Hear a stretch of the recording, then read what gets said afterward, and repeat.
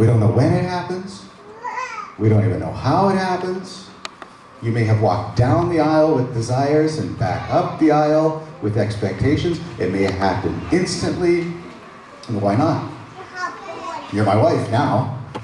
When you were my fiance, we could dream together. Now you're my wife and I expect.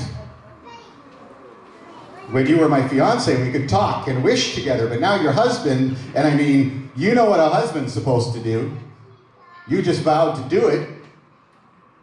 Somewhere along the way, wishes and dreams and desires become expectations, and all of a sudden the marriage dynamic changes because there isn't one I anymore. There's two of them. Two big I's in the marriage. My father-in-law was the ultimate handyman. He could fix anything. And my brother-in-law, Lori's brother, same thing. Just like her father, if the car broke down, he would not take it to a mechanic. He would fix it. And Lori entered our marriage expecting me to be Mr. Fix-It. Me, Mr. Fix-It. I can sing like Michael Bublé. But my idea of do-it-yourself is unwrapping the gift wrap from my Christmas present. Poor girl. And that caused some real tension in our marriage at the beginning.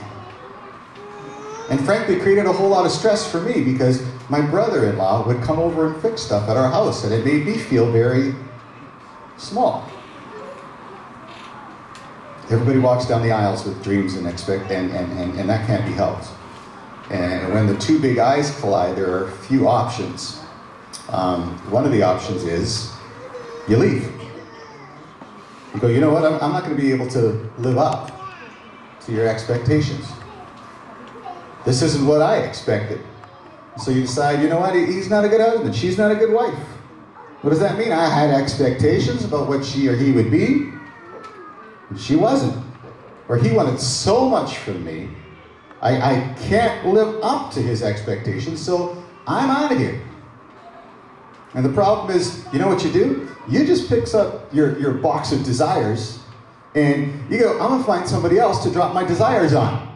And once again, they become expectations. And that is why a lot of second marriages wind up like the first. And third and fourth. The other thing we do sometimes is we conquer.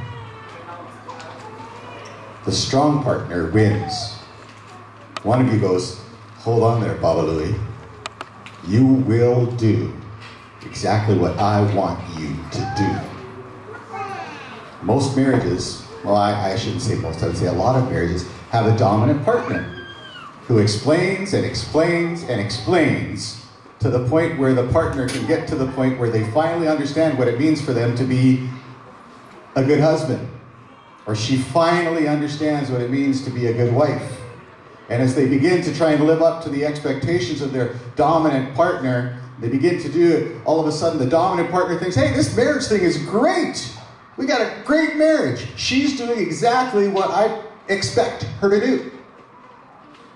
But what you don't understand, and this is big, is it may be the reason you came today even, okay? It's very easy for me to be me.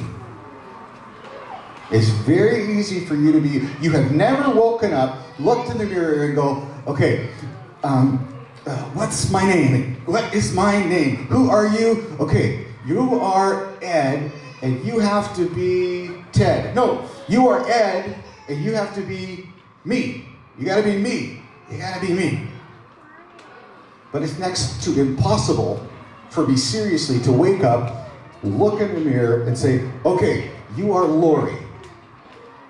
And today, you have got to be Lori.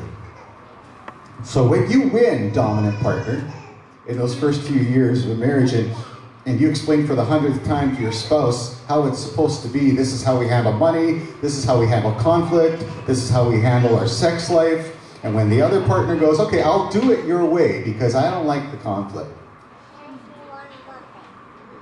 you may think things are great.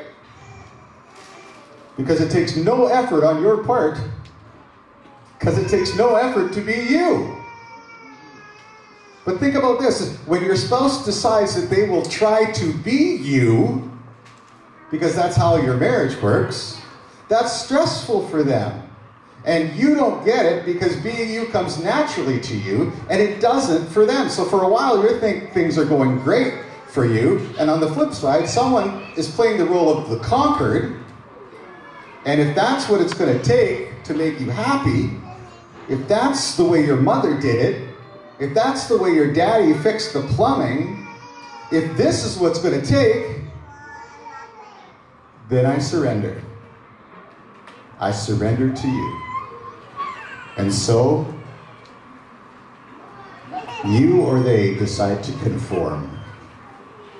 Maybe out of love, maybe out of duty, doesn't matter. Enough already. I surrender. Let's get on with life. And you tell me how the surrender feel about relationships that they're involved in. So somebody conforms. But conforming so you can become someone else is really stressful because you weren't made to be someone else. You were made to be you. And my observation, and I have no scientific evidence to back this up, is the late 30s, early 40s, if the submissive partner has agreed to be dominated and conforms, that in their late 30s, early 40s, it breaks down.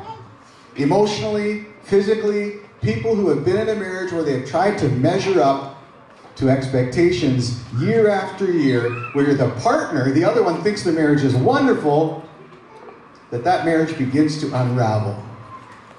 Because I can't be you any longer. Whether you're conforming or being conformed, the big problem is still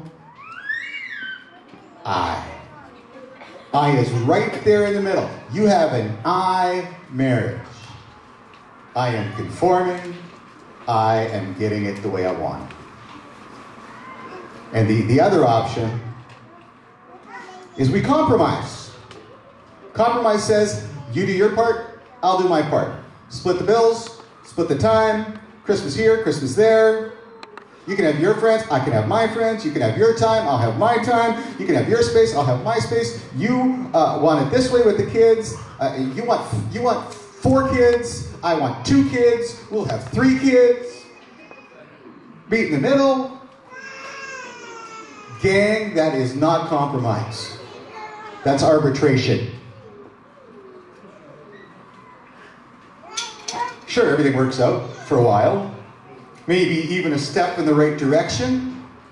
But the problem with a compromising marriage, it's still an I marriage. Because I will do what you have asked me to do if I will do my part if you will do your part. The way I will get enough of my part to be happy in this if you will do your part. Compromise takes 2 capital I's and plants them right in the middle of the marriage. It's still an I marriage. It's still a commitment to I. So here's how you know if you're in a compromised marriage, by the way, okay? You or your partner says things like this, okay? Or maybe you've been to counseling, but you hear this. I'm really concerned about my marriage. Or honey, I'm concerned about the marriage. I'm trying to save the marriage here. Now maybe you didn't catch that, but the focus of your attention, your passion, and your concern, and your prayers is not a person, it's the marriage. People in compromising marriages are very, very, very, very committed to the marriage. And that's not a biblical view of marriage. The great news is never in the Bible are we committed. Sorry, the great news is never in the Bible are we commanded to be committed to marriage. Now, I just caught the attention of some of you. That woke you up. The Bible does not command you to be committed to marriage. The Bible commands you to be committed to a person. I don't want Lori to be committed to our marriage. I want it to be better than that. I want Lori to feel like she can be committed to me. Lori and I need to be committed to far more than the marriage. Because each one of us can get out of the marriage and get into another the marriage. Lori wants me to be committed to her. And my friends, marriage is a description, not a goal. So often our culture says, let's just keep the marriage together, which means I want to make sure my, marriage, survives. I don't want my marriage to survive. I want my marriage to thrive. And the only way that happens is if I'm committed to a person named Lori.